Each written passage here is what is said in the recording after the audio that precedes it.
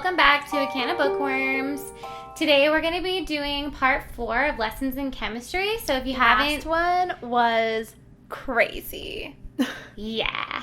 So if you haven't seen the first 3 parts of this series, then go back and watch those. But today, last part was crazy. So we left off with... What's-his-face dying? Yeah, Lebinsmal did not die. My bad. I know he said he died, but he's alive. I really thought Elizabeth just chopped off his thing. He bled out. I thought the genre of the book changed. I thought there was a thriller. Heads would be rolling. I was like, okay, I'm here for it. All of a sudden turns into a horror where, like, Elizabeth just starts massacring everyone who did her wrong. I'm here for it. I honestly wouldn't be mad about that one. But, no. So what happened is that Lebinsmal... So if you guys remember, Elizabeth was in his office and he had just fired her. And then he also made an attempt to essay her, but she foiled his plan by stabbing him. By bringing out a 14-inch cooking knife and giving him a heart attack. So if you guys remember, right before all of this happened, the show was recording and she did that episode about the tomato soup, about how it can kill you, and then she threw it in the trash. Ruined the ad, the sponsorship. She ruined the sponsorship, and then she also said those things about the poisonous mushrooms. Hint, hint, Harriet's husband should eat some poisonous mushrooms. So, but Walter had left at this point. So as soon as she threw away that soup can, he just basically just, like, walked out because he was so upset that Harriet has just completely gone off the wall and done her own thing again. And so that's how Elizabeth rolls. Yeah, exactly. So Walter at this point has pretty much been in the dark because he was not there when any of this happened.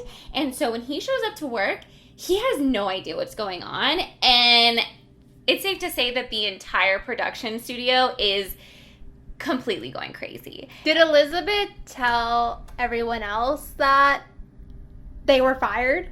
Yeah, she actually did. So Walter comes up to her and he's like, Elizabeth, what happened? Like, I need to know what happened. Because all he knows is that Lebinsmal had a heart attack and that Elizabeth was there. But that's all he knows. That's the only context he knows. So he goes up to Elizabeth and asks her what happened. And then Elizabeth tells him everything. She tells him about how he had fired all of them and said that he wanted them all out and everything that happened. And then Walter's going through everything with her and he's like, yes, I know. He did tell me to rein you in. Did I rein you in? Did she also tell him about the essay? Yeah. So I'm getting sent through. Sorry. And so Walter had said... Walter was going in with her and they were discussing it and she told Walter that he had said they were all fired. And then he was like, yeah, Lebinsmal had told me to rein you in. He had also told me that you were... Did I ever force you to wear the outfits that he asked me to do? No. Did I ever ask you to recite the cue cards? Well, yes, because I wrote the cue cards and I wanted you to write the cue cards. And then it dawned on Walter, the most important thing that had happened was that Elizabeth was alone with Lebinsmal. And Walter, working at that production company for a long time, knew all of the rumors around Lebinsmal and knew that he wasn't a good guy and knew that women should not be alone with him. So that was one of the big things that Walter did to Elizabeth and all the other people that worked there. He said that they're not allowed to go into his office without him. And that didn't just apply to Elizabeth, that applied to everybody else as well. He's trying to save the women there. Yeah, exactly. He told pretty much the entire place, like, if you're a woman, come get me first, and then we can go talk to Lebinsmal. So he suddenly realized, and he was like, oh my gosh, Elizabeth, did he try anything? Like, or what happened? And she was like, yes, he did. And he was like, oh my God, I can't believe this happened. He was like, are you okay? And she's like, yeah. And he's like, thank God, it was the heart attack, huh? It interrupted him. She's like, well, not exactly. And then she takes out the steak knife that she had in her purse, the 14-inch steak knife, and Walter's like, thank God that happened. Because he was just worried that something had happened to Elizabeth. Aww. And so he was happy. But then he was like, so... you didn't tell anybody that everybody is fired, right? And Elizabeth is like, no, I told everyone. He's like, why would you do that? The first thing you do when you get fired is tell no one and deny it. And she's like, well, Walter, we're not fired. And he's like, what do you mean? He's like, we're not fired. You know what this means? He's like, what? What does this mean? He's like, we're in charge now. So Elizabeth, We're taking over. yeah, Elizabeth is like, we're now in charge, because Walter was technically the second in command. So now Walter is in charge of the entire production company. He got a promotion. He got a promotion. And then he also, Love that for him. Elizabeth said that while she was in Lebinsmill's office and waiting for the emergency personnel to get there, she started going through all of his files, and it turns out he had been lying to them the entire time. So About what? About the show. So he had been telling them that their ratings weren't very well, that the only, like, letters that they got were people complaining about the show, and that the show was doing really bad, and that there was no investors, and there was no people that wanted to, like, do advertising with them or anything. So he had lied. She found the manila folder that had everything in it, and he had been lying the entire time. They had actually gotten syndicate offers. So syndication is basically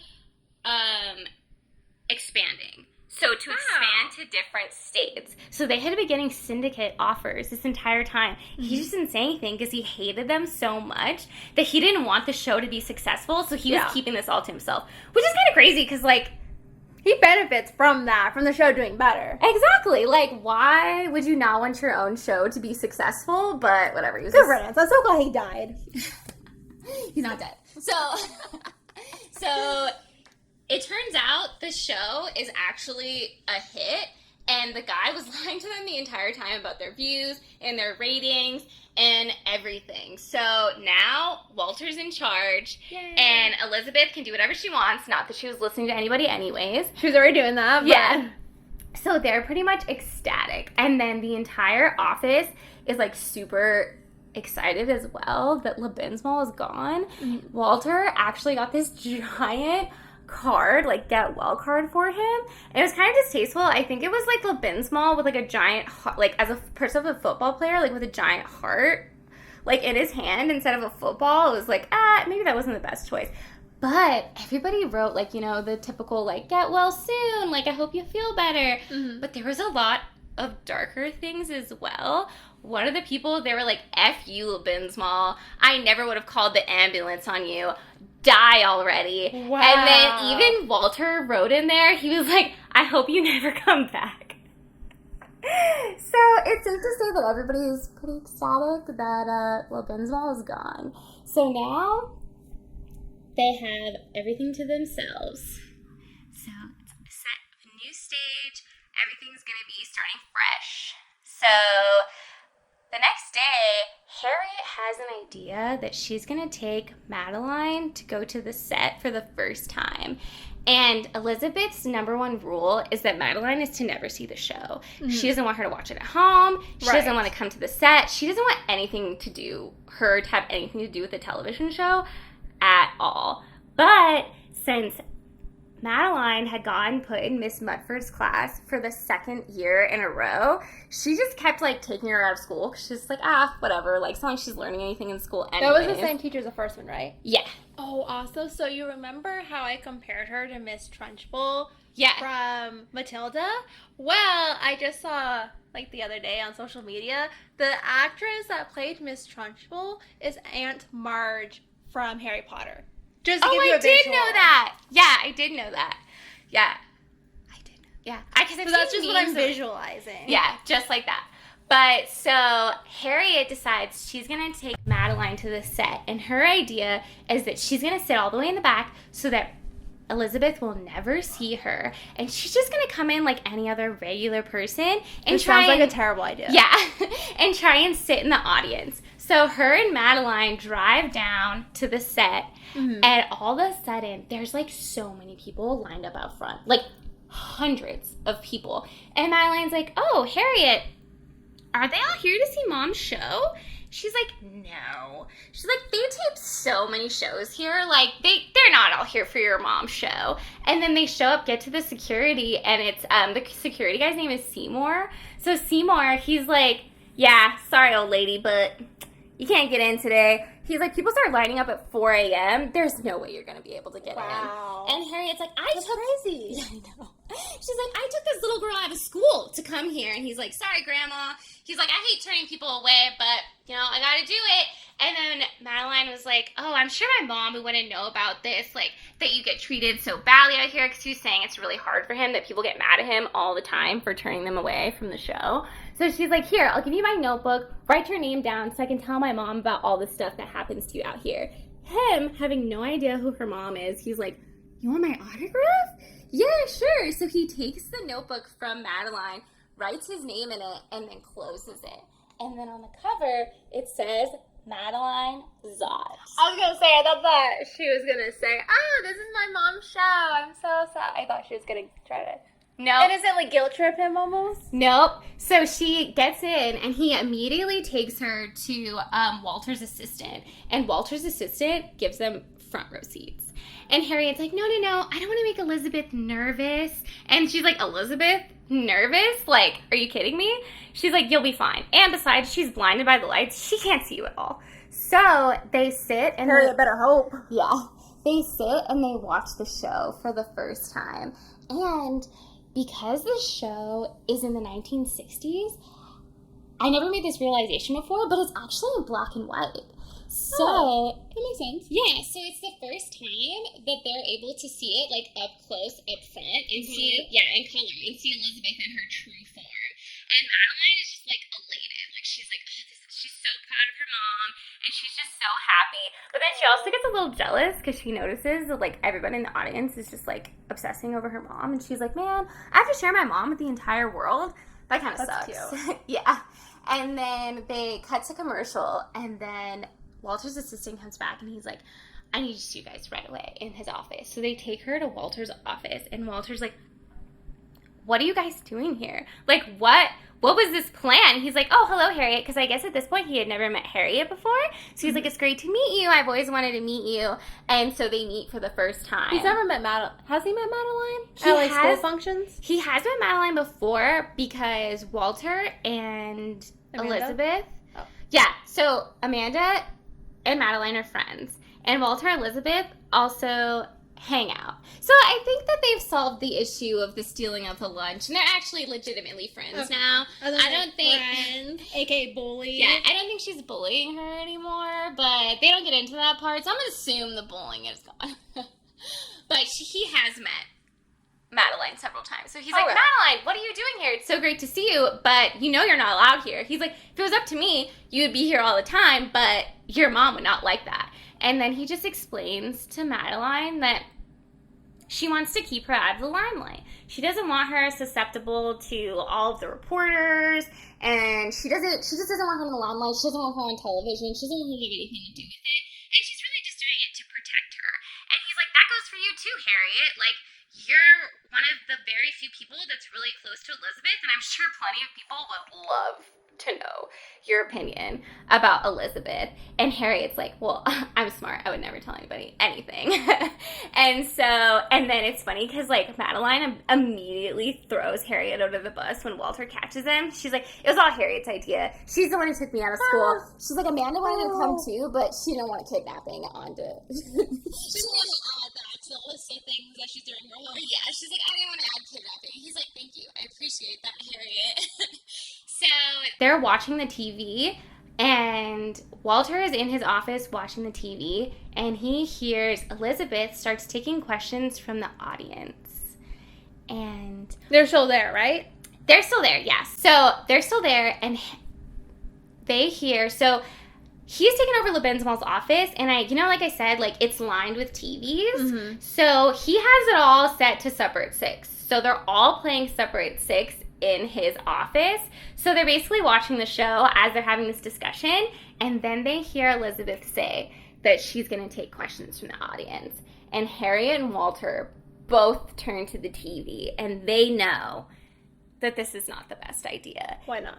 Because Elizabeth's a loose cannon. She says whatever comes to her mind. Okay. And they're just worried that she's going to say something that's going to damage the show and her reputation. And that is exactly what Elizabeth does. Oh no. So the audience audience member asks a question. They raise their hand, and she calls on them, and they say, Elizabeth, I want to know what you say for grace before you eat your food. And Elizabeth just very simply says, oh, well, I don't say grace. I'm an atheist. And then she ends the show. That also, I'm just assuming for the time period, I'm assuming that for religion, if you weren't Christian / Catholic, it seems like it'd be a don't ask, don't tell sort of thing. Is that kind of how it is? So I actually looked it up, and it said that back then, I don't know how true this is, but it said that 9 out of 10 Americans identified as Christian. And this was also back in the time period where if you weren't Christian, you were highly criticized by everyone.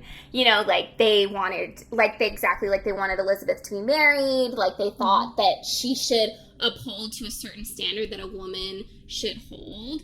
And so it was just a very traditional time period. So if you wanted to be famous and you wanted to be on television, you would never come out and say you were an atheist. But Elizabeth, being Elizabeth, she doesn't really see a problem with it.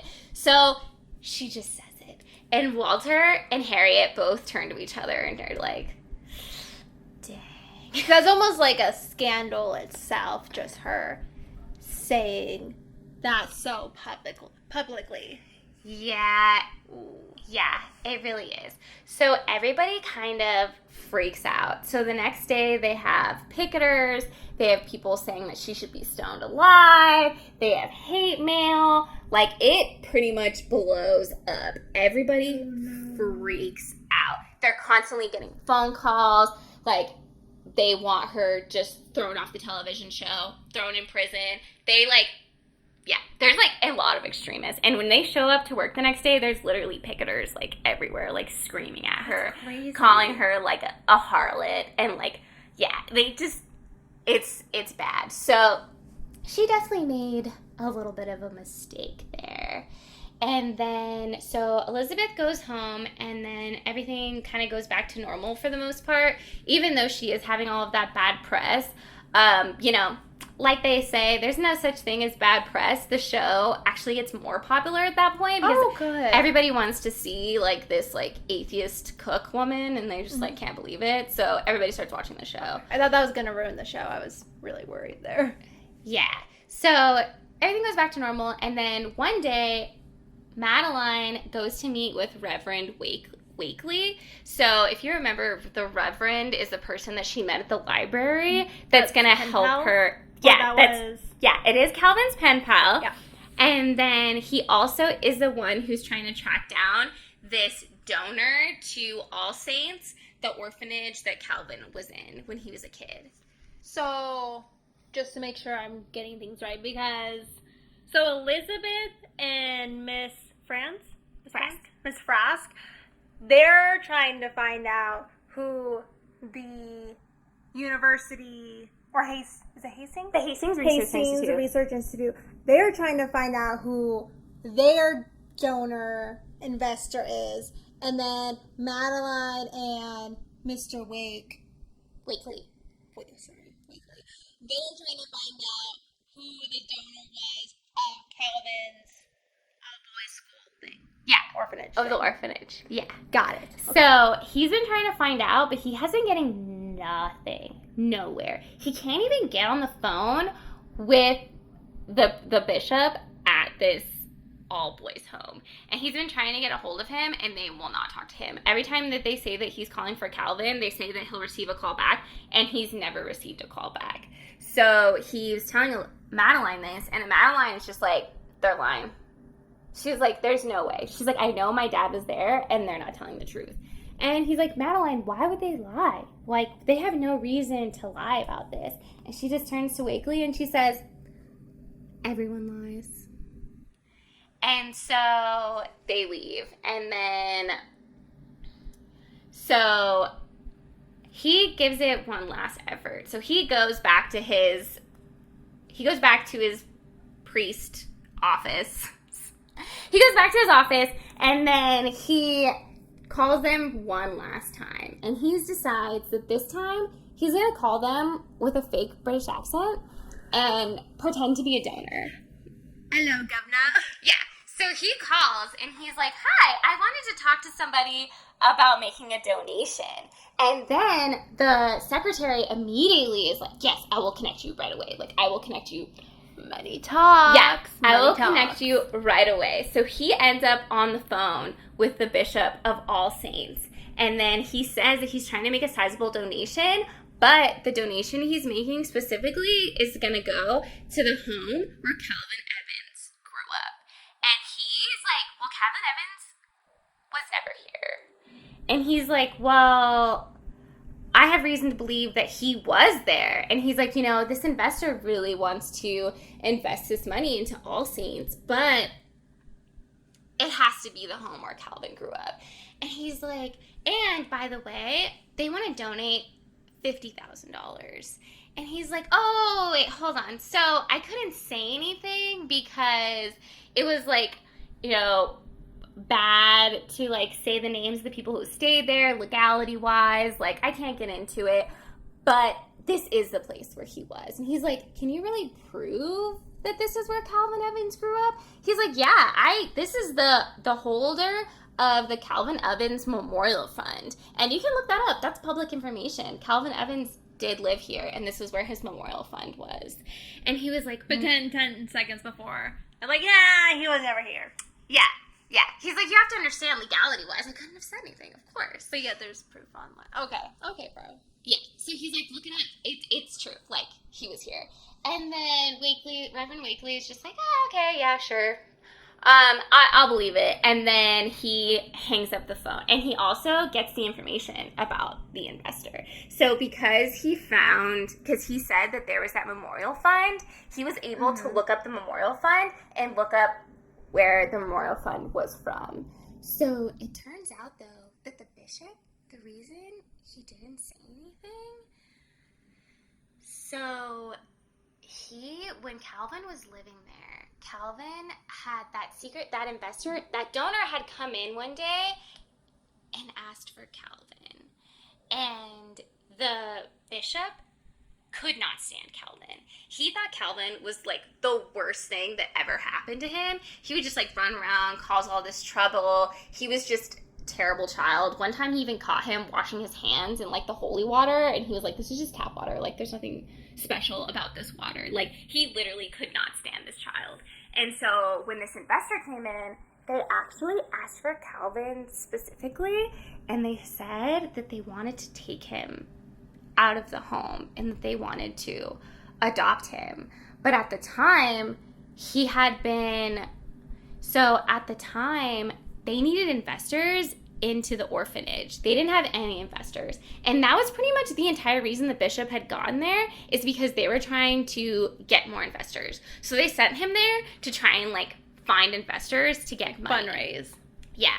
So when they said that they wanted to take Calvin, he was kind of like, oh, this is great. I can get rid of Calvin. And then he was like, wait, if I get rid of Calvin, they're just going to leave and they're not going to give us any money. He's like, what's worse?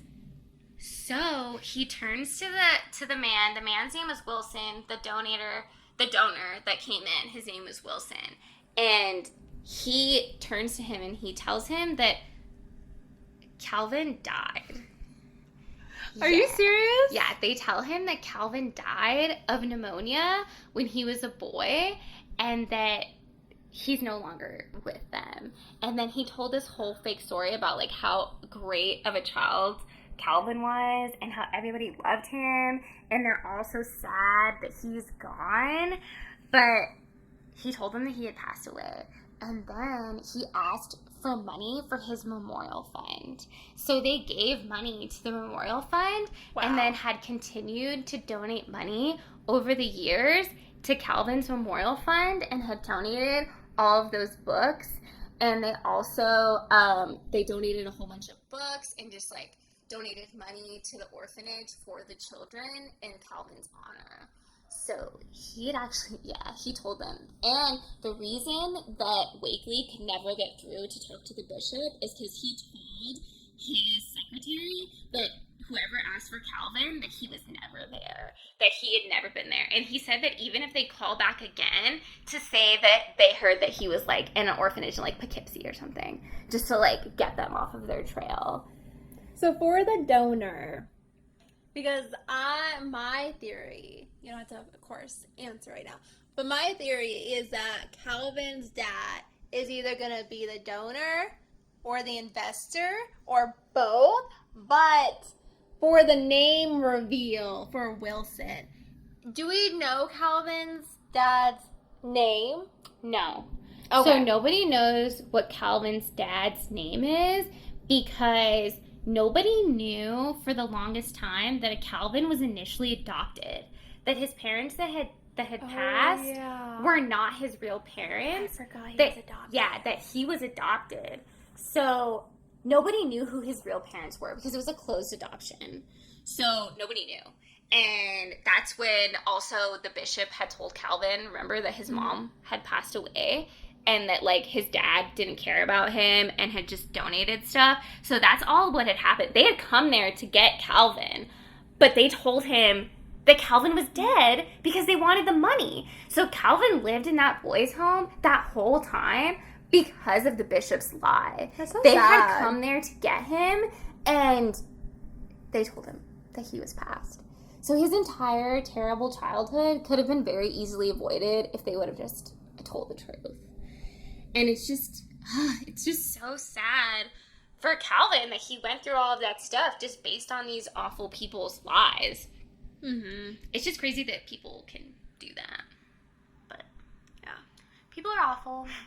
It's like the butterfly effect where you don't think that what you're doing is that bad by doing what they probably think is a white lie, but then the impact on Calvin's life Yeah. because he didn't just tell the truth. Yeah. It's just so messed up. So has the donor been confirmed to be Calvin's biological father? No, it hasn't. Okay. So Just the wanted only thing they know about the donor is that it's called the Parker Foundation. Okay. So that is who donated to the orphanage. They did find that out. The donor was the Parker Foundation. So that is the name of the donor. The foundation, anyways. that And his name is donated. Wilson. And his name is Wilson. So Wilson, possibly Parker. Possibly Parker, possibly Calvin's dad. Who knows? We'll have to wait and find out. Well, this is the last part of this book, so we're gonna find out soon. So you just gotta be patient. So Elizabeth goes back to work the next day, and it is pretty much chaos. So they had been receiving a lot of hate mail, like a lot of stuff's been happening, and so Elizabeth, 6:30, was starting to get really concerned. If we lose 6:30 this episode, I'm gonna burn this book. No. If 6:30 was gone, I would never tell the story. Are you kidding Okay, me? thank I would have you. also burned the book at Oh my 6:30. Something happened at 6:30. but Nothing I'm gonna light happens. her right now. Nothing happens at 6:30. So 6:30 has been seeing all of this chaos of what's going on and he's been watching the show at home, and he's been watching the entire audience. And every day in the audience, he notices that there's one person that doesn't clap along with everybody else on every show. This dog is too smart. Yeah. So pretty much everybody is always like really happy and clapping and like watching the show. And he noticed that there's one person that just doesn't seem to have the right intentions. So he decides that he's going to start going to work with Elizabeth. So 6:30 literally leaves to go to the production company, which of course he knows where it is. Why wouldn't he? And he literally jumps in the back. So he jumps in the back of a truck that's slowed down and takes it all the way to the production company. He Ubered there? Yeah, basically. And then he shows up, and then Seymour, the security guard, sees this dog. He's like, where did this dog come from? And he's trying to get in, but security is pretty tight because of everything that's going on. There's the picketers out front. There's all the stuff going on. So 6:30 is trying to get in, but he kind of can't. So he does the one thing he could think of, and he goes right in front of Seymour, and he passes out. And Seymour just picks him right up and takes him right inside, and within 5 minutes, he's drinking straight from a bowl that they use on set. And then Elizabeth shows up, and he's like, And she's like, 6:30? Is that you? He's like, what? He's like, Seymour. She's like, Seymour, this is my dog. He's like, it is your dog? He's like, he was just out front. He passed out, so I brought him in and gave him some water. And then as soon as 6:30 sees Elizabeth, he just jumps right up and looks totally fine. And she's like, thank you so much, Seymour. And he's like, maybe he came with your daughter. Like, she was here last week. And Elizabeth's like, what? My daughter was here? He's like, yeah, with that old lady. And she's like, what? And so she goes straight into Walter's office and she's like, Walter, what was Madeline doing here? And then Walter comes up with this story like right off the bat that it was like, take your kid to watch your parent at work day is what he called it. He's like, yeah, it was watch your parent at work day. Don't you remember? And then So yeah, Amanda was here. You didn't see her? Yeah, he was like, you don't remember? You didn't know? And then Elizabeth is like, man, I have had a lot on my mind lately. Maybe it just slipped my mind. And she just like goes along with it. And then... Good job, Walter. Yeah. And then 6:30 is there. And Walter doesn't really like dogs. And Elizabeth just starts talking about her dog. And he just kind of zones out because he's like, man, I hate dog people. They just want to talk about how great their dogs are all the time. And he's just like, ugh. Which is so what she's annoying. doing. Yeah, so he just, like, zones out. And then Elizabeth is like, so that's okay for tomorrow's show, right? And Walter's just like, yeah, sure, no problem. And he has no idea what he just agreed to. And then, so the next morning, Elizabeth brings 6:30 to work. And 6:30 makes his first TV show debut. Oh, he's a mascot again. Yep. So 6:30 is now on the television show with Elizabeth, and he helps her around the kitchen. And Are they going to change the name of the show to Supper at 6:30? They should. That'd be cute. It would be cute. And 6:30 loves all the attention. He loves being a celebrity. He literally, like, when they cut to commercial, 6:30 goes out into the audience and says hi to all of the audience and lets them pet him and everything. Adorable. But 6:30 does not forget his mission of why he is there. It's like, you, audience member. Yeah. So he immediately goes and finds that audience member that doesn't clap at the end of the show. And he immediately goes up to her, and she's kind of like evading eyes with 6:30 and like doesn't... I don't know why, but I thought it was going to be a man. No, so the audience is mostly women. Mm-hmm. So I don't think there's really any men in the audience. I guess it makes sense. Not that it makes sense, rightfully so, but in that day and age, men probably didn't even know how to cook. They're like, my wife will just take care of it for me. So I guess that makes sense. Yeah, majority of them. I think that there was occasionally a male there because they said it was majority female. So I imagine there's like a couple men sprinkled around there. There's one in the corner. Yeah, they're like, oh, Elizabeth is so hot, I have to be here. So I'm sure there was like some weirdos in the audience, but most of them were just women that were there to learn chemistry and cooking from Elizabeth. So 6:30 is going through the audience, and he goes to this woman, and all of a sudden, he smells something familiar. And if you remember, before they found 6:30 was a bomb-sniffing dog. So 6:30... I remember, I cried. I cried at that part, finding out. Yeah, so 6:30 smells a bomb. And he immediately goes into action. And he literally... Did he tackle this woman? No, he doesn't. So he, being the smart, trained dog that he was, so 6:30 back in the day when he was a bomb-sniffing dog, he would just kind of avoid the bombs because he hated the loud noise they would make if he didn't find them on time. He also just hated the smell of the bombs. He didn't really want anything to do with it. It wasn't for him, okay? So, but he remembers that sometimes the other dogs, like the really, overachieving dogs would actually retrieve the bomb and like take it to like safety. So he remembers that sometimes they would do that. So that's what he does. He takes the girl's purse and then drops it on Seymour's desk.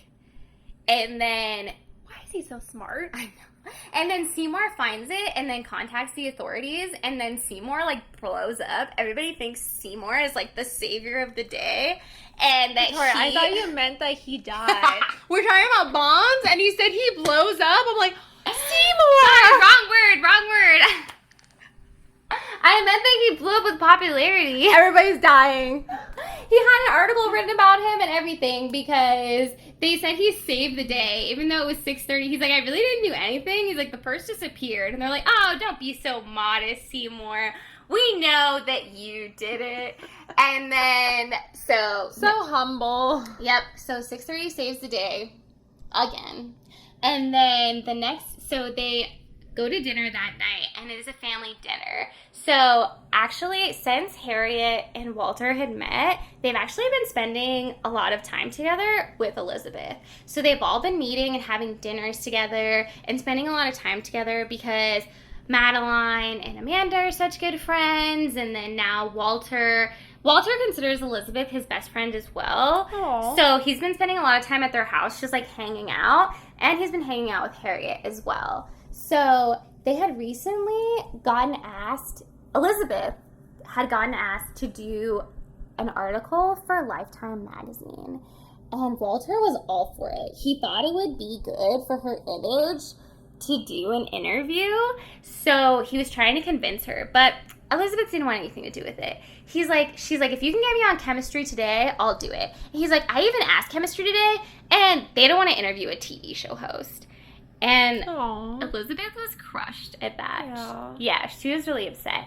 So Walter and Harriet go outside to talk, and he's talking to Harriet, and he's like, we really need to convince Elizabeth to do this story. She needs to get out there. We need to skew the media in her favor and like have her be the one telling the story instead of everybody just making these assumptions and saying things about her. So he's trying to convince her to do it, and Harriet agrees that she'll get him to, she'll help. And then Amanda comes outside to get Harriet, and she's like, Harriet, come inside and play with us. And Walter turns to Harriet, and he's like, Amanda's become really fond of you. And he doesn't say it, but he thinks about it, that he's also come to become very fond of Harriet these Wink, past wink? few days. Yeah. Are they the ones that are gonna fall in love? Are they in the same age group? Yeah. Okay. So Walter is actually like close to 50 years old. He even says that like, why would she want me? He's like, I'm a 50-year-old balding man who's taking care of a child that's not mine. So he's like, nobody's gonna want me. And so they actually are around the same age. Because if you remember, Harriet was also in her 50s as well. So they are very close in age. See, I knew Walter was going to be a love interest for someone. My radar was just off. Yeah, so he starts developing a little bit of a crush on Harriet, but Harriet doesn't know yet. And as far as I know, I don't think anything has happened at this point. But they do convince Elizabeth to do the interview. So Elizabeth is doing an interview with this writer named Roth, and he is a very pronounced writer for Lifetime magazine. He actually has been writing for them for a very long time, and he's known for getting people to open up and say things that they wouldn't normally say. Is that good for Elizabeth, though? Probably not. So he comes to visit Elizabeth on set and do the interview. So he actually watches the entire show, and he notices that most of the people in the audience, like I said before, are women, and they're all taking notes. So they all have like a pad and paper, and they all take like meticulous notes throughout the entire show. And he watches the whole thing and watches Elizabeth's show. And at this episode, Elizabeth starts for some reason, she was talking about like eating a lot of fiber, and then she was talking about elephants, how like most of their diet is fiber, and then she's like holding up a National Geographic magazine with a giant elephant poop in it, and she's like holding it up to the camera, like you can see the fibers in the stool, and he's just like, what did I just walk into? Like, what? Who am I supposed to be interviewing again? He's like, I thought this is a cooking show, and Elizabeth is like showing elephant poop on the it's just so funny. So then at the end, he goes back to her dressing room and he talks to Elizabeth, and he starts asking her questions, and Elizabeth is pretty evasive. So he asks her, so Elizabeth, ever since what happened with her advisor from school, Dr. Myers, she has kept a pencil in her hair every day since then. So Impromptu weapon. Yeah, Elizabeth is never seen without her pencil. So he asks her, why do you keep a pencil in your hair? Ooh. And then she just starts going through the chemical composition of the pencil. And he's like, so it's a common misconception that pencils are made out of lead. They're actually made out of graphite. And he's like, yeah, but why a pencil? And she's like, well, a pencil is better than a pen because pens are permanent and we're human and pencils are erasable. So pencils are far better. And he's like, this woman obviously does not want to be interviewed by me. So he tells her, he's like, I don't interview anyone against their will. So if you don't want to be interviewed, I'll just leave now. And then Elizabeth surprisingly stops him in the parking lot. And she's like, you want to know the truth about me? And he's like, yeah. He's like, okay, well, I'm going to take you to my lab. And he's like, okay. So she gets this guy, Roth, to get into her car, and then the cameraman that came along with him sits in the back with 630, and he's super scared because 630 is just like staring at him, and then he's like, does this dog bite? And she's like, every dog has the capability to bite. And he's just like scared, and then they show up to her bungalow and they're so confused. They're like, why are we at this house? And then they go in, and Elizabeth starts showing them around the entire house. She shows them her kitchen that's converted into a lab. They see her erg on the floor. They ask her all about her erg, and then she tells them all about her erg, and she tells them all about everything, and she pretty much gives them the lowdown. And she starts discussing chemistry with Roth, and she starts discussing the study of abiogenesis, and she actually goes through like the entire concept of abiogenesis with Roth. And even though Roth is like super interested, he's like, surprisingly, this woman is really good at making boring concepts very interesting. He's like, but I can't take this back to the Life magazine. So he sits down and talks to her at the table, and then he brings up the one thing that Walter had told him he was not allowed to talk about. Calvin.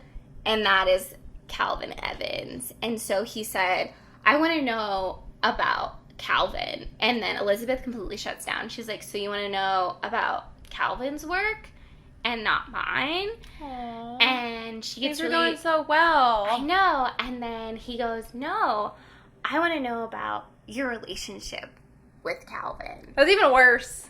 Yeah. And Elizabeth is like, you want to know about my relationship with Calvin? And she's like, yeah. He's like, yeah, I do. And then she just like, so the photographer at this point had gone outside for something, but he's not there at this point. And Elizabeth tells him everything. So she talks about Calvin, and she talks about their love affair. And she said, I fell in love with Calvin because he was intelligent and kind, but also because he was the first man to take me seriously. Imagine if all men took women seriously. Education would change. The workforce would change. She's like, marriage counselors would go out of business. She's like, do you see my point? And she just went into the fact that the reason that her and Calvin were so in love is because Calvin was the first one to take her seriously as a person and see her work as something as more than just her, people never saw her intelligence. All they ever saw her as is a beautiful woman that couldn't possibly know what she was talking about. And Calvin is the first person that ever took her seriously. And she explains that that's really why she fell in love with Calvin. Despite everything else, it was just that he took her seriously as a person, and he listened to her, and he heard her. And Roth is just so touched by this, and he gets really sad because he's actually just recently gone through a divorce. And so, but Elizabeth tells him everything. She tells him about her parents, about how her dad's in prison, and her mom's in Brazil. She tells him about her brother, how her brother had raised her, and that he had self-exited. And then she also tells him all about Calvin and Calvin's past. And she finally reveals that Calvin actually did get, so he did face some hardships in the orphanage. And he was, like, abused? He was abused. Yeah. Okay. He was abused. So they've kind of, like, skated around that up until this point that he was abused at the home by the bishops there. But she confirms that is what happened. And she tells them all about how his parents had died and everything that had happened to him. And she literally tells this guy her entire life story. She tells him everything. I wasn't expecting that. Yeah, she even tells him about Dr. Donati stealing her paper and how she got SA'd back in college, and that's why she was never able to get her doctorate degree. Yeah, she literally confesses everything to this man. And he leaves, and he decides that he's not going to tell anyone anything that Elizabeth had told him. He just was so touched by the conversation that they had had, and he recognized, like, what a hard life she's had and what a hard life Calvin had had, and he just didn't want to add to that and make it worse. So he wrote an entire paper about abiogenesis and about Elizabeth as a chemist. And he presented it to Life magazine. But Life magazine was like, where's the dirt? Where's the drama? We can't do anything with this. Why do we want a paper about abiogenesis? Like, nobody wants to read this paper. And so he quit. Yeah, he quit the paper. And then the next day, the paper comes out, and it is nothing that Roth said. So they actually went through Elizabeth's past and interviewed a whole bunch of people. They interviewed... You just, like, crushed me. Like, I was just thinking, I was like, wow, he's actually going to be a decent human being. He didn't... Well, he was. Well, I mean, he was. And then, like, for him to quit, but then for... it seemed like a positive situation for once in Elizabeth's life. And then for that positive to still turn into a negative by them writing a different story. But, sorry, go on. Yeah, and so the cover was, like, a picture of Elizabeth, like, fixing her hair, and there was, like, a picture of, like, the erg and, like, all of these things, and basically, they had painted Elizabeth as a totally different person. They interviewed Dr. Donati, and Dr. Donati had said, he was like, oh, because they asked him about the chemist that had worked there, and he was like, oh, Luscious Lizzie? That's what we used to call her. I forgot about that. Yeah. He was like, Luscious Lizzie? That's what we would call her. She was a great lab tech. Wasn't very bright, though. And then they get a quote from her academic advisor from UCLA. The one that essayed her? Yes. And he said that she was a very bad student, and she was mostly just interested in the men, not chemistry. And the most damning one of all was Miss Mudford. So Miss Mudford had not... Madeline's teacher? Yeah. She not only gave them a bunch of bad information about Elizabeth, about how she was just a different type of mother and that she was raising her daughter all wrong, she also gave them the family tree that Madeline had turned in. And the family tree actually ended up being the worst thing. Out of everything in the article, it was the tree that did the most harm. Because on it, Madeline had not only written in it Walter as a relative, readers instantly assumed that Elizabeth was sleeping with her producer, but also included a small drawing of a grandfather in prison stripes, a grandmother eating tamales in Brazil, a large dog reading Old Yeller, an acorn labeled fairy godmother, a woman named Harriet poisoning her husband, a dead father's tombstone, a kid with a noose around his neck, as well as some hazy ties to Nefertiti and Amelia Earhart, and the magazine had sold out within 24 hours. That's so awful. For Roth, the guy that quit, they didn't publish a story under him, right? Like, Elizabeth doesn't think that he said all those things about her, right? She does. Oh, they published it under him? I don't know if they published it under him. I don't know if she was really paying that close attention when she was reading the article, but she just sees that she just sees the article and she automatically assumes that Roth did it. So she doesn't know he quit or anything. She has no idea any of that happened. And she is, of course, devastated. And she tells Madeline that she cannot read it. She literally gets rid of every copy that's at the house. She she tries her hardest to make sure Madeline does not read the paper. But, of course, Madeline, being Madeline, she just goes to the library and she reads the paper. But the show, like, was a sensation after that paper came out. The ratings were through the roof. They were getting all sorts of advertising offers. They were getting even though the article was terrible, everybody wanted to know more about Elizabeth. The scandal was enough that everybody wanted to know about her and everybody wanted to watch the show. And it actually made the show a huge success, like bigger than it had ever been. Even Mattel reached out to Walter and like wanted to do like a chemistry set for girls. Was it like Barbie Mattel? Yeah. Okay. And then Elizabeth was all excited, but then she saw the mock-up and it was literally like a hot pink chemistry Luscious set. Lizzie. Yeah, and it said like, you can make your own perfume at home.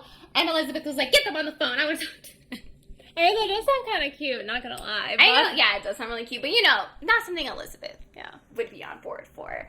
And so It's like lab coats only come in white. yeah. That sounds sad, though. That just, again, it seemed like a positive bonding experience for Elizabeth, for her to be so raw and genuine and open up with a person, and again, just for a negative outcome to come from it. I was so surprised, honestly, when Elizabeth did tell him everything. Yeah. Because I feel like she's normally so guarded and she doesn't really trust anyone. So honestly, that guy really must have really good vibes. Because like I know they said that like he was an interview that like people like to open up to. But you can't crack Elizabeth. Yeah, exactly. And then when like Elizabeth just told him everything, I was like, no way. No way she just did that. Like I couldn't believe it. But yeah, it's just crazy. So the next night, Madeline and Harriet are watching the show as usual, and Harriet left. So she told Madeline that she would be back, and she left Madeline home alone. And she had strictly told Madeline that she's not allowed to answer the door to anyone, but, it's Madeline. So there's a knock on the door, and she looks through the window, and she sees that it's Reverend Wakely. Okay. So she opens up the door and sees that it's Reverend Wakely. And Reverend Wakely comes in and he's like, oh, I just wanted to check on you to make sure everything was okay because I saw that the article had come out. And he starts talking to Madeline. And then he realizes that they're the only ones there. And he's like, where's your babysitter? And she's like, oh, she went out for an errand. She'll be back. And so Reverend Wakely is talking to Madeline. They're having a conversation. And Supper 6 is on. And then all of a sudden the door opens. And they expect it to be Harriet, but they turn and they see Elizabeth. And then Reverend Wakely, like, freaks out because he's like, oh my gosh, I'm at your home alone with a child. He's like, what's your mother going to think of me? So he tries to make, like, a quick exit and then, like, immediately runs into Elizabeth. And Elizabeth is like, who is I thought this? it was going to be, like, a serial killer walking in. I was terrified. I was like, oh my gosh, what's going to happen to them? But okay, No, it's just Elizabeth. And Elizabeth was home early. And so on the TV show, Elizabeth had been making brownies like every day because she was like super upset. And she said whenever she's upset, she makes brownies. And they had said that she had made brownies like 5 days in a row. And then I guess she went home early that day. And so she shows up and Reverend Wakely is there and she's like, who are you? And 6:30 goes right up to him and it's like, hey, how's it going? So obviously he's not a bad guy because they already know each other. And so he's like, oh, I'm Reverend Wakely. I'm Madeline's friend. And he's like, and then Madeline's like, yeah, Mom, this is Reverend Wakely. He helped me with my family tree project. And he's like, that was a terrible project. I totally disagreed with it. And it was a terrible invasion of privacy. And he's trying to like save face. And he's like, well, I gotta go. And then, they hear on the television, Elizabeth says that she wants to take questions from the audience. And then as she takes a question from the audience question, they ask her, is it true that your daughter is illegitimate? And then Elizabeth goes, turn that off right now. And then Reverend Wakely runs over to the TV and shuts the TV off. And Madeline is like really confused and then Reverend Wakely is like, don't listen to that. And she's like, I don't understand. And Elizabeth is like, well, illegitimate means that you were born out of wedlock. And then Madeline's like, I don't understand. Is that a bad thing? And then Reverend Wakely is like, no, that's only a bad thing to very close-minded people. He was like, don't listen to them. Don't pay them no mind. And then he was like, your mom was right. And he says a quote that Elizabeth had said in her original paper to Roth. And Elizabeth is like, what? Where did you hear that from? That didn't get published in the paper. And then Reverend Wakely turns red. And then he remembers why he had actually came there. So Reverend Wakely had come there because he had read the article that Roth had originally wrote. So How? Madeline was home alone one day, and there was a knock on the door, and she saw that it was Roth. She didn't answer it because Harriet had told her that that was public enemy number 1, so she did not answer the door, but he left a manila envelope. And so as soon as Was that after the bad paper or the bad interview got released? Yeah. Okay. Yeah, it's after the bad interview got released. And so she opens the door and she gets the article and she reads it. And it was Roth's original interview. Yeah. And it was all about women in science. So it was actually a paper about Elizabeth, but it also had other women scientists in it as well. So it was a picture of Elizabeth in her lab with 630, and 630 had his goggles on, and then surrounding it was other women like around the world about science. And it was a whole piece about women in science and why we should care about women in science. And it was actually like a really touching piece. It's even more sad that that one wasn't the one to get published. Yeah.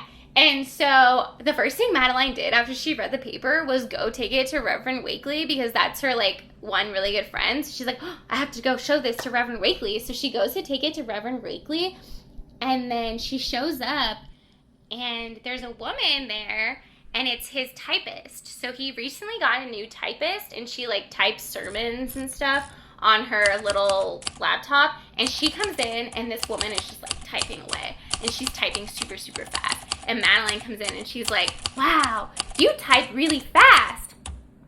And then the person who looks up is Miss Frask. So Miss Frask is actually Wakely's typist. So she had gotten a job at Wakely's office and she was his typist. This is too much of a small world, though. I know. And so she shows up and she's talking to Miss Frask, and then she looks up and then she sees her. And she's like, who are you? Because she recognizes, I guess Madeline has, like, purplish lips and, like, really long, like, gangly And arms. a dazzling smile. And she's super tall. And she, like, put it together somehow. She's like, who are you? And she's like, oh, my name is Madeline. And then she like says, a spitting image of Calvin. literally. And she says, Evans? ? And then Madeline's like, who are you? She's like, oh, I'm Miss Frask. I used to work with your mom. And she's like, oh. And then she asks Miss Frask, being Madeline, she's like, so whatever happened at Hastings? What happened with my parents? She's like, oh, I knew your parents. I worked with them. And they were so in love with each other. And then your dad, Calvin, left your mom a gift. You know what that gift was? It was you. And Madeline just rolls her eyes. She's like, what really happened? And then Miss Frask thinks to herself, but she doesn't say out loud, well, I spread vicious rumors about your mother, which accumulated in her firing, which led directly to her state of penury, which led to an eventual return to Hastings, which led to your mother screaming at me in the women's restroom, which led to the discovery that we had both been SA'd, which led to our inability to get our PhDs, which led to our unfulfilling careers in a company that led by a handful of complete incompetent assholes. That's what happened. But thankfully, she didn't say that to Madeline. The Disney version, they left you, greatest gift of all. Yeah, and then she's like, and then she asked her, she's like, so what really happened? And then she's like, well, your mom decided she wanted to stay at home and raise you instead of having a job. And she's like, that doesn't sound like fun. And she was like, what do you mean? She had to stay at home and be with you. And she was like, with no dad, no friends, and she was all alone. It sounds awful. And then she's like, what really happened? Madeline wants the real tea. Yeah, she wants to. I think it's so funny that Madeline is just like not taking her crap. She's just like, no, I want to know what really happened, and you're going to tell me. And I don't care how many times I have to ask you. So then she turns to Miss Frass, and Miss Frass tells her what really happened. She's like, she was fired. And Madeline's eyes go wide. And she's like, she was fired for being pregnant with you. And then Madeline literally just like looks like she got shot. And she immediately starts bawling her eyes out. And Miss Fraska's like, no, wait, it's okay, like, it's fine. And she's like, don't worry, it's not your fault. She's like, yes, it is, it's all my fault. And she's like, no, it's not your fault. And she's like, yes, it is. I mean, I know that's what Madeline I know Madeline wanted the truth, but that's still a bomb to drop on a child. Yeah, literally. Yeah, it's kind of crazy. So then, so Miss Frask tells her that that's why she got fired, and then Madeline leaves the envelope, and on the envelope, in big letters, it says, Elizabeth Zott, private, in like capital letters, like do not read. And so she gives it to Miss Frass, and she's like, give this to Reverend Wakely. So, of course, the first thing Miss Frass does, honestly, I would do the same thing. She takes it out, and she just reads the whole thing, and she reads Roth's original article. And she immediately starts typing away to Life magazine, and she writes them a letter. Yeah. And then... You go, Miss Frask. Yeah, she does. She immediately starts typing away a letter. And then, so, back to Elizabeth meeting Reverend Wakely for the first time. So she meets Reverend Wakely, and then they had just said that Madeline was illegitimate, and then they're Back at the house, right? back at the house. And then they sit down to have dinner. They invite Reverend Wakely to dinner to have brownies, because that's what Elizabeth made that day, was brownies. And then Dinner of champs right there. Yeah, Reverend Wakely, so he tells them about the article and has Elizabeth read the article. And then he also confesses to Elizabeth that he actually knew Calvin and was an admirer of his work. And then he also reveals that he's Calvin's pen pal. Okay. So now Elizabeth knows. And Elizabeth, like I said before, has already read all of their letter exchanges. So she knows everything. And then, so she reads the original article that Roth wrote, and then she looks up and Madeline is crying. And she's like, Madeline, what's wrong? What's wrong with you? And she's like, it's all my fault. And she's like, that you're not a chemist anymore. And she's like, what do you mean? And she's like, yeah, Reverend Wakely's typist told me that you got fired because of me. And her name was Miss Frask or something. Elizabeth turns to Reverend Wakely. She's like, who is this typist of yours? And he's like, I think you know her, Miss Frask. And she's just like, and she's like, no, Madeline, it's not your fault. She's like, I'm still a chemist. I'm still a chemist on TV. And she turns to Elizabeth and she said, no, Mom, you're not.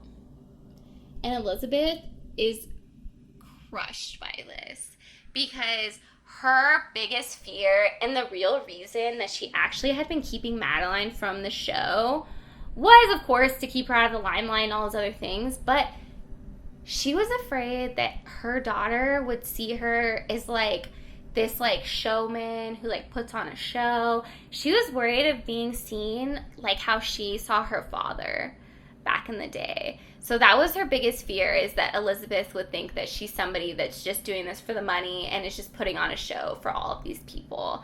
And so she's so crushed that Madeline now thinks of her like this. And also that Madeline thinks it's all her fault. And so Elizabeth goes into a pretty deep place after this. She goes into a pretty big depression. Even though she's still doing the show, she's really sad, and Harriet and everybody is really worried about her. And Madeline asks Harriet, like, if she thinks that her mom is going to be okay. And even though Harriet says yes, she's really concerned that Elizabeth has finally reached her breaking point. Because up until this point, Elizabeth has been so headstrong, and she's like, you know, been so strong-willed through this whole thing, and she's never really let anything get to her.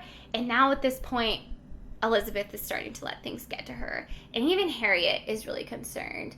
But then she thinks back to Elizabeth trying to get her original paper published, and nobody wanted to publish that paper. So Roth had included a note with the paper that he had tried to get it sent to lots of publications and that nobody had wanted to publish it, and that he had quit his job, and he like flew to Vietnam and was like reporting in Vietnam.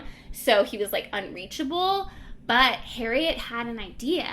She thought back to when she was trapped. I mean, she's still trapped in her marriage, but back when she was, you know, feeling down about herself and having this husband that was always putting her down, one of the things that always made her feel better was actually women's magazines. She felt like women's magazines kind of like empowered her as a person and made her feel better. So Harriet has this idea that she's going to start reaching out to women's magazines. Wow. To try and get the article published. So that was Harriet's big idea. And then, so she's trying to get it out to as many people as possible. She reaches out to Vogue. She reaches out to all of these people. And then one night, Elizabeth is having a conversation with Reverend Wakely, and she talks to Reverend Wakely about how depressed she is. And she tells him all about her brother and how her brother had self-exited. And she actually admits to Reverend Wakely that she's been having similar thoughts herself, and she understands why her brother had done what he did. And Reverend Wakely assures her that she just needs to feel alive again, and that she needs something that's going to make her get over this, and that she'll be okay. And then Elizabeth gets this idea, and Elizabeth shows up to Walter's house at 9:30 at night.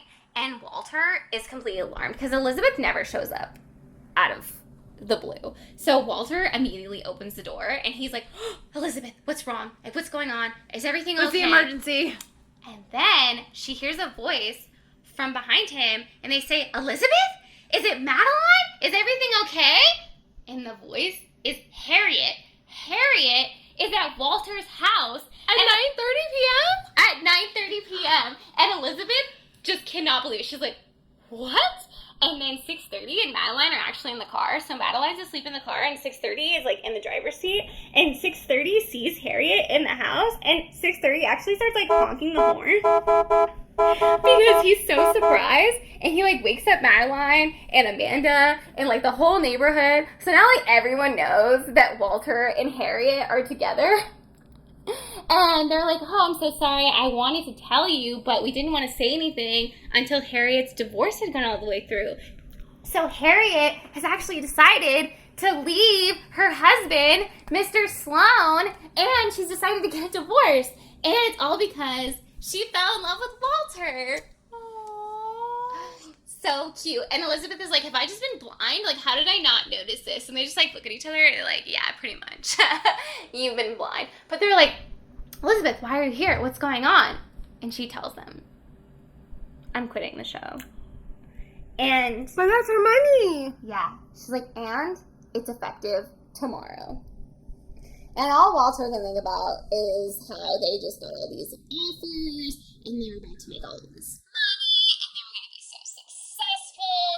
And it was literally like life-changing money that they were about to get. Like they were about to get money that would set them up for the rest of their life. And he's like, and he knows by the tone of Elizabeth's voice that at this point there's nothing he can do to change her mind. Her mind is made up. So Elizabeth goes to work the next day, and she starts off the show by letting all of her viewers know that this is the last episode of Supper at 6. And everybody in the audience is like, no, it can't be true. This can't be happening. And Elizabeth tells them that it is the last show that she'll be doing. And then she gives them a speech. She writes on the board. So she writes on the board behind her. She said, and it says in big letters, chemistry is change. That's what she wrote on there. And then she said, whenever you start doubting yourself, whenever you feel afraid, just remember courage is the root of change, and change is what we're chemically designed to do. So when you wake up tomorrow, make this pledge. No more holding yourself back. No more subscribing to others' opinions of what you can and cannot achieve. And no more allowing anyone to pigeonhole you into useless categories of sex, race, economic status, and religion. Do not allow your talents to lie dormant, ladies. Design your own future. When you go home today, ask yourself what you will change and then get started. And then at the end of the show, she said, this concludes your introduction to chemistry. Class is dismissed. Yeah. So that was the last episode of Lessons in Chemistry. And she tells everybody that she's going to go back to her research and that she wants to be a chemist again. And that's all she really wants. And she closes the show. And that was the end. Of the book? No. Oh, not the end of the book.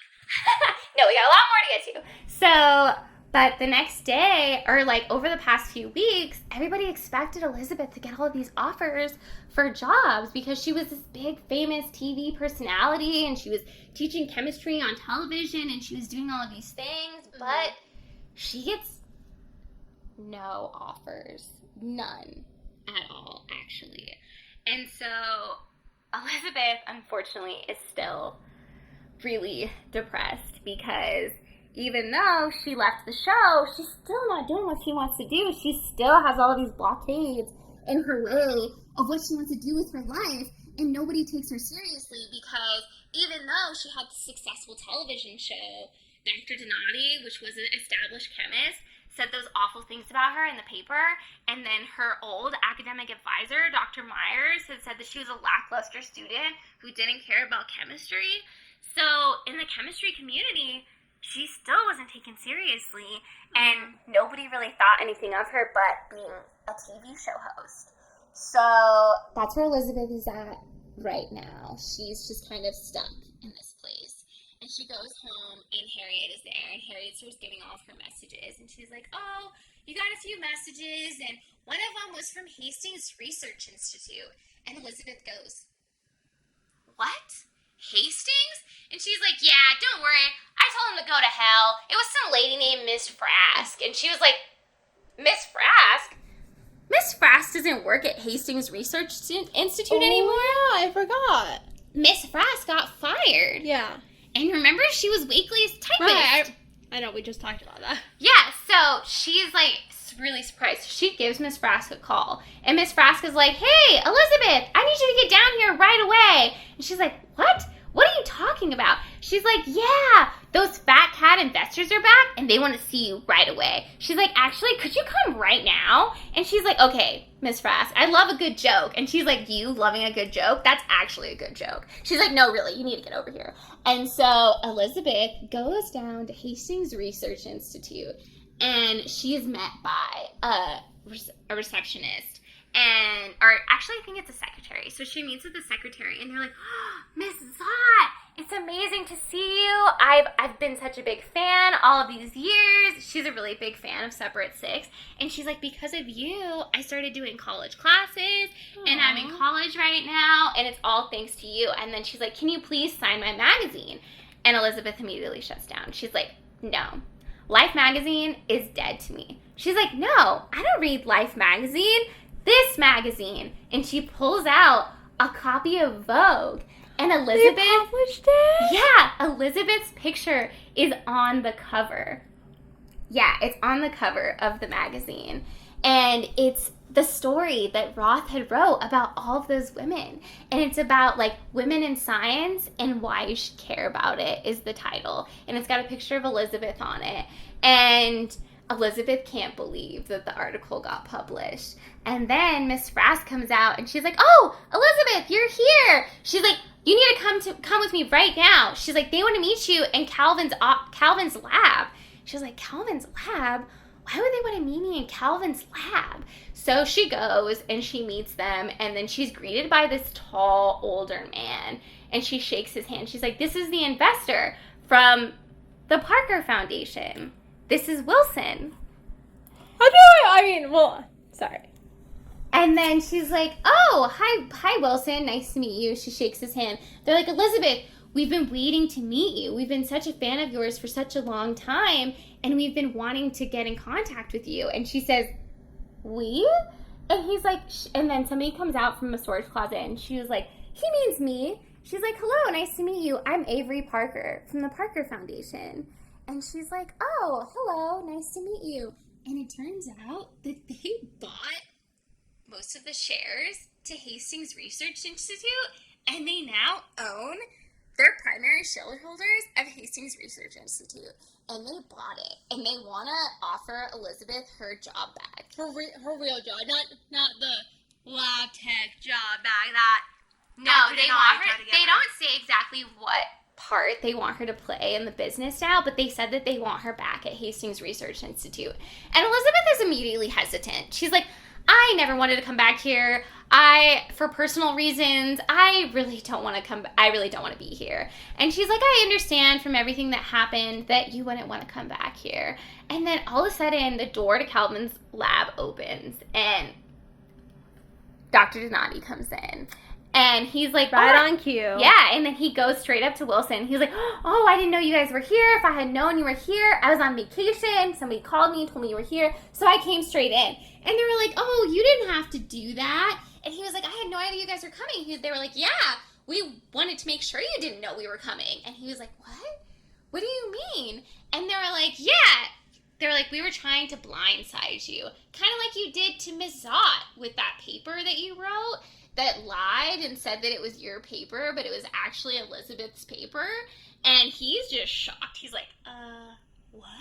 And then Miss Parker comes by, and she's like, oh, hi, nice to meet you. I'm Avery Parker, as in the Parker Foundation. And he's like, what? I'm so confused.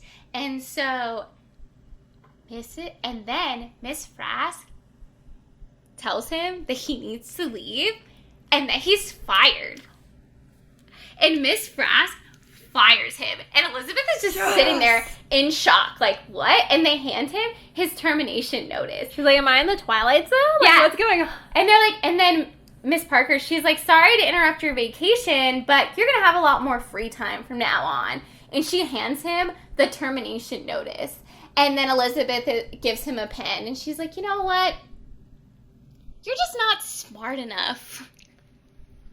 And she hands him the pen, and he, like, storms out. He cannot believe it. He's like, Miss Frask, she doesn't even work here. Like, what is going on? And then he leaves, and then Miss Parker turns to Elizabeth and tells her everything that happened.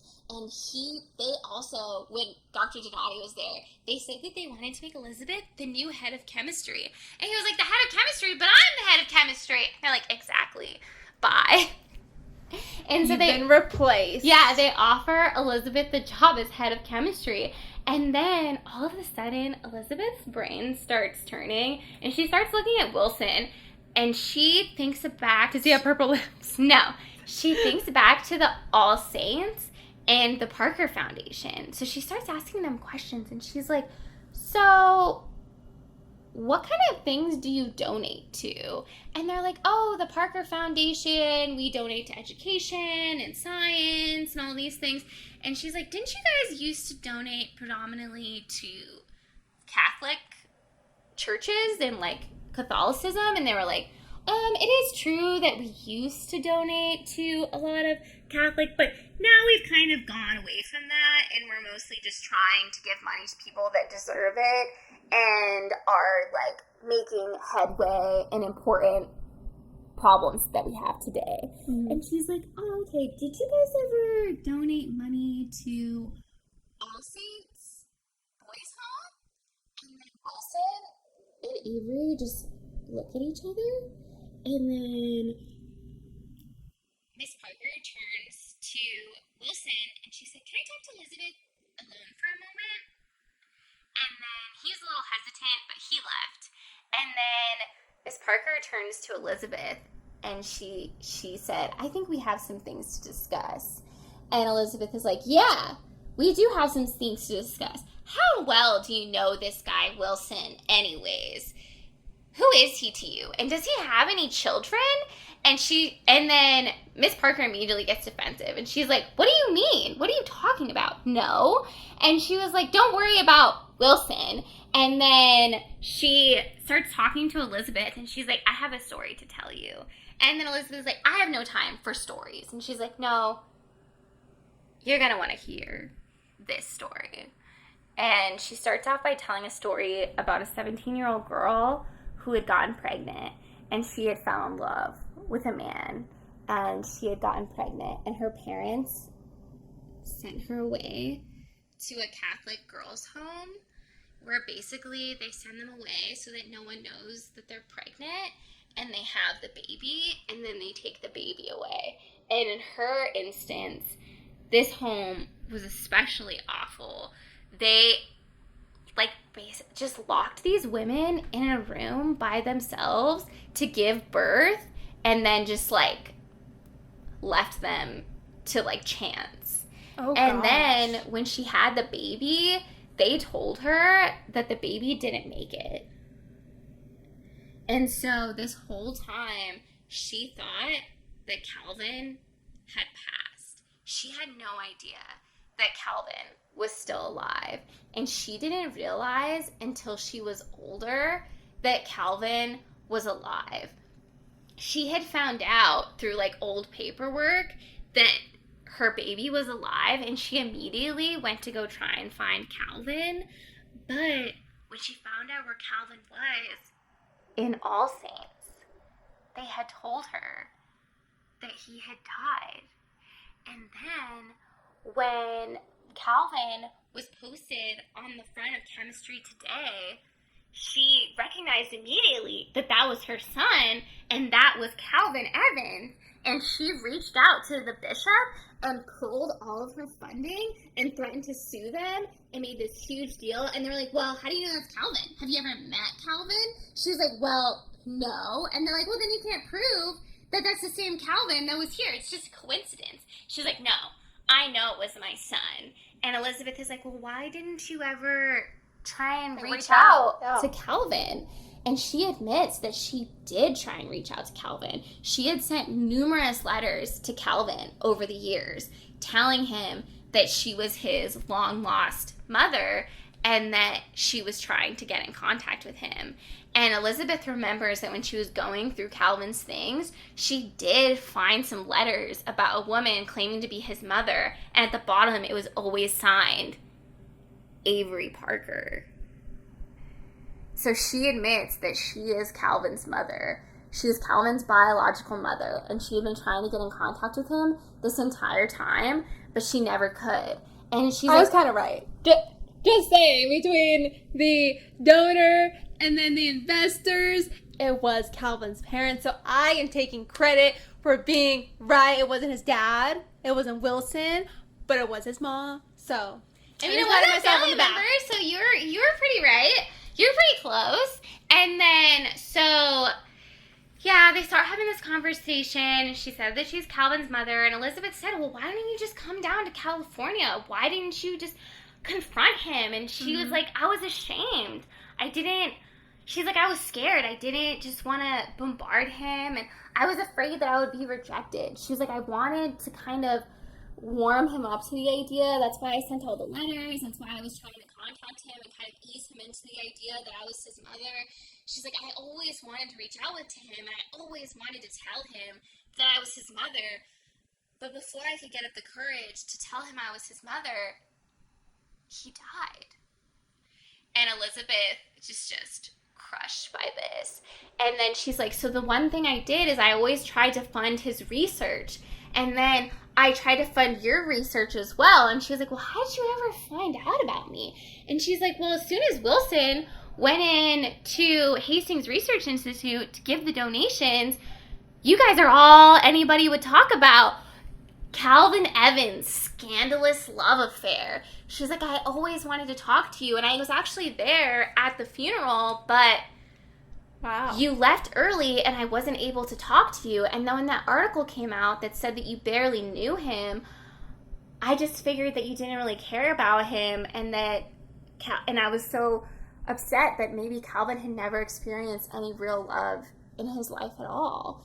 And Elizabeth immediately tells her, no, that she was so in love with Calvin, and her and Calvin had an amazing relationship that can only be described as like real life chemistry. Aww. And yeah, Miss Avery is so happy that, Calvin at least had something in his life. At least he had Elizabeth. And then Elizabeth asked, well, whatever happened to Calvin's biological father? And she says that Calvin's biological father had actually passed away of tuberculosis before Calvin was ever born. And that they had a crazy love affair. One day she was walking down the street and she got hit by a bicycle, and it was Calvin's dad. And it was she like was a rom-com. Yeah, and she was like, he was like, are you hurt? And she's like, yeah, I'm hurt. And she's like, and he like picked her up and put her on top of his handlebars and like drove her to the doctor, and like they were so in love, and he was a musician, and he was just a free spirit, and he was wild. So nothing like Calvin. But the one thing that they did have in common is that Calvin's dad was also a rower. I thought you were going to say he had purple lips. Probably. But no, he was also a rower. And the reason that Calvin had ever got into rowing is because Avery Parker had funded the school to do rowing. She funded the orphanage for all of the kids to do rowing. So she was the reason. And then Elizabeth tells her that the whole reason that he got into Cambridge University was on a rowing scholarship. And that just made Avery so happy that Calvin ended up like his father and got into Cambridge because of her, because she had put that program into All Saints School, that's how Calvin had got his whole career and his whole success, that she had some part of it. So she was happy with that. And then she admits that the only reason she was able to find any of this stuff out, and the only reason she was able to find out any of this information and hire a private investigator and get all this stuff done, is because she had received a letter in her P.O. box from a girl named Madeline. And Madeline had given her all the information that she had accumulated about Calvin and about All Saints. And she actually... Why did Madeline reach out to Avery? So she reached out to the Parker Foundation. So that's what she got Reverend Wakely to get the information for. So Reverend Wakely got the information for the Parker Foundation, and he gave her the P.O. box number so she could write them a letter.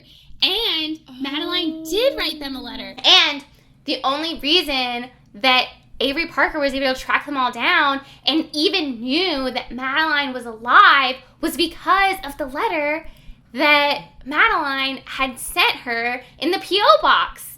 They'd taken them so long to get it because, and Reverend Wakely had told her at the time that, like, rich people usually have P.O. boxes as, like, their junk mail, and they never check them. So he's like, don't think you're going to get anything back. So they checked the P.O. box finally, and underneath all of the junk mail was the letter from Madeline. And she had also included a picture of her family tree. And so she told Elizabeth, she's like, so with your permission, I would really love to meet my granddaughter. Aww. And Elizabeth said, of course you can meet my granddaughter. She's like, Madeline has known this whole time that you existed and that you needed to be a part of our family. Madeline has known this whole time. Fairy godmother? Yeah, and that's when she tells her that she was the acorn. And then she's like, I was a fairy godmother, and is just so touching. Did Avery also read the Vogue magazine, or no? Yes. Okay. She did, but she had also read the Awful magazine. Oh. About everything they said. Luscious Lizzie. About Luscious Lizzie and Elizabeth. So she did read that. And then Wilson came in after this whole conversation. He's like, how's it going? He's like, we really gotta go. We're short on time. We gotta get a lot of stuff done before we go home tomorrow. And Elizabeth turns to her and goes, you're going home tomorrow already? And then she confesses to Elizabeth that she had never planned on telling her any of these things. And that she planned on telling her after they had gotten to know each other, after she had been working at Hastings for a while, and that she was going to confess to her over time. But Elizabeth figured it all out right away and was just basically like, well, she didn't figure it out. She thought it was Wilson. But she figured it out right away and was like, you have to tell me. So she had not planned to stay very long. She had planned to get Hastings Research Institute all set up, get Elizabeth in there to be the head of chemistry, and then go back home. And then slowly introduce herself into Elizabeth's family. So Elizabeth is like, you can't go home. Like, you have to come and meet your granddaughter. And she's like, don't worry, I'll be back. I just have to go home right now, but I'll be back. Where is her home? Her home, I think, is in... Does it say in the book? I think it's in Illinois, because that's where Calvin, it doesn't say exactly where she's from. It might say, but I don't remember. But the boys' home was in Illinois. Oh, okay. So I'm assuming Calvin didn't go that far when he got adopted and ended up in the orphanage. So I think that she's probably from Illinois. But I don't think I was just they say. imagining, like, rich person from, like, England or France. Like, oh, I had to go back home to Paris or something. So that's why I asked. Yeah, so she actually got into her backstory a little bit too. And the reason Wilson exists and the reason he's there is because she's a woman. So she had inherited her entire family fortune.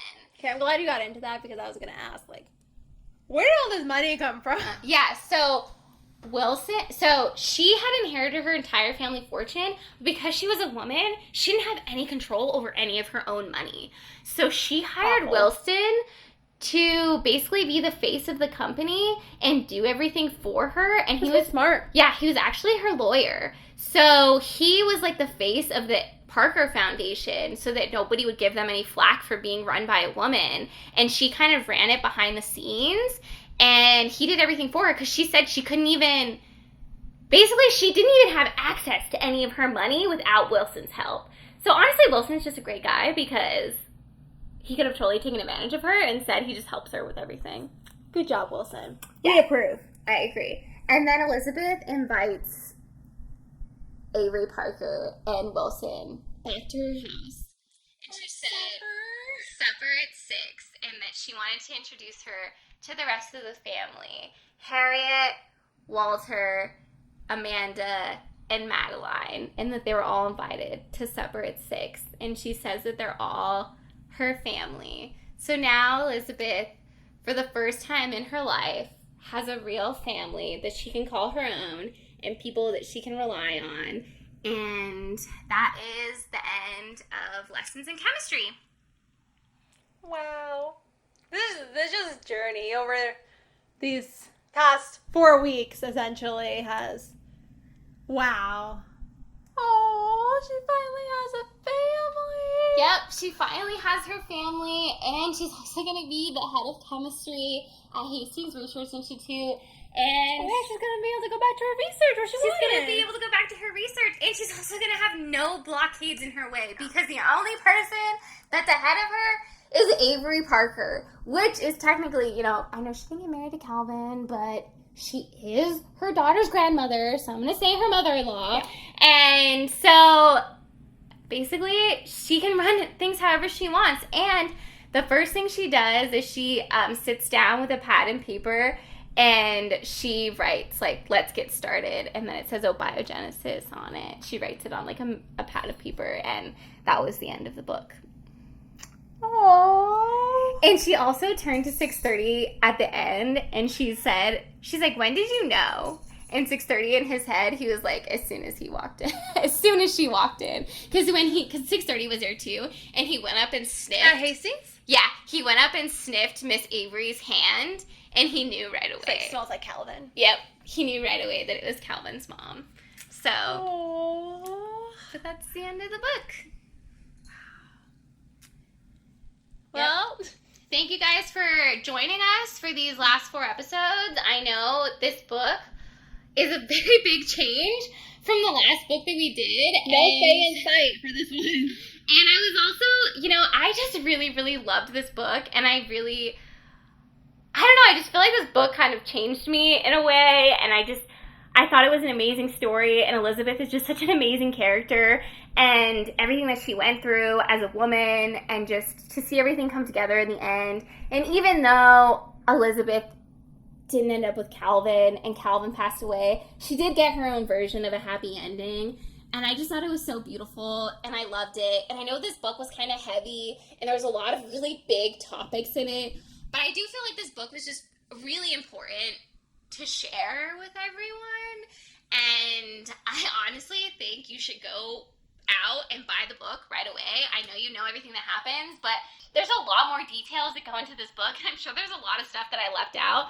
So just go buy the book and read the whole thing, and you can experience it for yourself in your own way. And Elizabeth's story, and Bonnie Garmus is an amazing author, and she's so good at taking you through Elizabeth's story and telling you everybody's point of view, and just taking these amazing characters and making them into something great. So you should go out and buy the book. Yeah. And we'll definitely get more into that with our next episode, which will be the review now that we've finished Lessons in Chemistry. But yep, we're going to be doing the post-book reflections next, so catch us for next week, so you'll be able to know all of our opinions about the book, and we'll go into what we think about the author and the book and the characters and everything, and just kind of like a deep dive into our opinions on it. So we'll see you next time for that episode of A Can of Bookworms. And if you do like books and you like the deep dives that we've been doing here, definitely subscribe, follow, like and subscribe. We're on Instagram, Facebook, everywhere you listen to podcasts as well. Spotify and YouTube. Spotify, Basically. YouTube, Apple. Oh yeah, I Podcasts. forgot Apple Podcasts. Yep, so we're available. So we'll see you next time. Bye.